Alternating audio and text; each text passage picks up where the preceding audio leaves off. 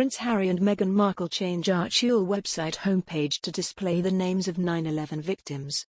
The Duke and Duchess blacked out the homepage of their website to pay tribute to the anniversary of the dreadful terror event. To this black screen they added the words "In Memoriam, September 11, 2001. The words are then followed by rows of the names of those who lost their lives on the 11th of September. The Duke and Duchess of Sussex's tribute comes as world leaders pay their respects to those who died during the terror attacks. Many people don't like this sudden from the Sussexes, and consider it as attention seeking to boost their fame. Especially, they have already made their image in the US look bad enough after their famous bombshell interview, and their accusations to distorted public reception about the royal.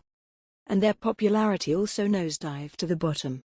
Earlier that day, at the anniversary of the dreadful event, the Queen said the thoughts and prayers of the royal family are with the victims. The monarch linked US President Joe Biden into an Instagram tribute to those who lost their lives in the 9/11 attacks.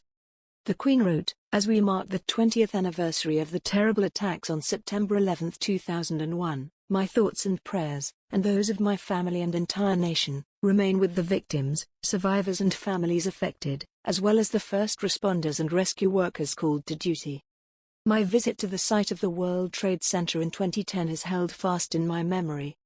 It reminds me that as we honor those from many nations, faiths and backgrounds who lost their lives, we also pay tribute to the resilience and determinations of the communities who joined together to rebuild."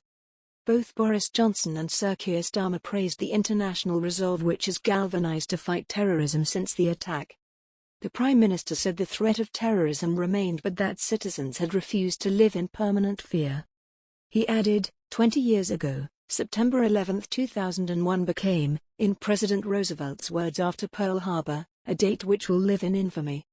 By inflicting such bloodshed in the world's greatest democracy, they tried to destroy the faith of free peoples everywhere in the open societies which terrorists despise and which we cherish.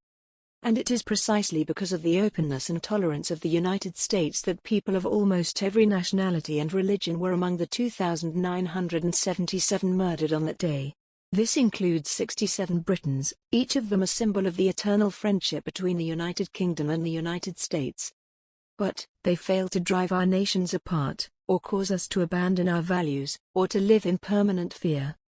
Mr. Johnson added, "The fact that we are coming together today, in sorrow but also in faith and resolve, demonstrates the failure of terrorism and the strength of the bonds between us.